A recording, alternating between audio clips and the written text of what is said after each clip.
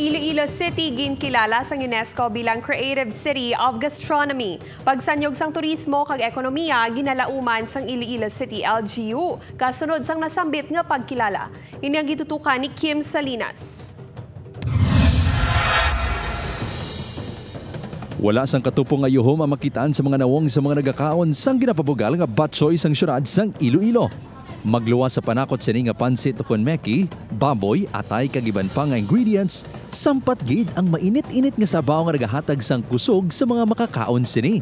Nga ginabalikan kundi di perme, halos adlaw-adlaw nga tanan kay kung makahigo po sang iya sabaw do kadula nga akon nga problema. Gabalik ang imong energy. Isa lang ang batsoy sa mga ginapabugal nga pagkaon nga tatak Ilonggo. Kag hindi manigar nga madamo pa sa mga Ilonggo food nga amat-amat nga ginakilala. Hindi lang sa iban nga mga lugar sa Pilipinas, kundi mangin sa luwasang pungsod. Bagay nga napamatud-an sang ginkilala ang Iloilo City bilang isa sa 55 ka mga syudad sa kalibutan sa Creative Cities Network sang UNESCO.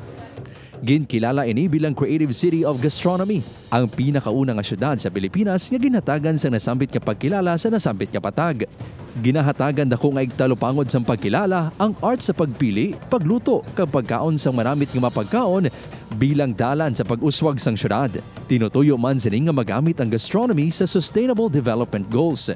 Ginalauman sang LGU nga paagi sa ini nga pagkilala, mas mapasanyog pa ang turismo kag ekonomiya sang syudad.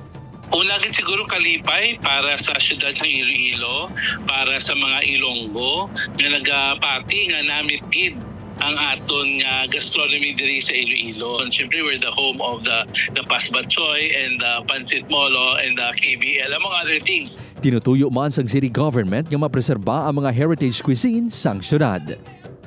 I think that is the hope, no, nga bulugan naton ang inyong deklarasyon being a creative city of gastronomy, but what really it allows us to do and encourages us to do is to have more activities, have more events na magapalapnag sa gastronomy here in the city and in the region.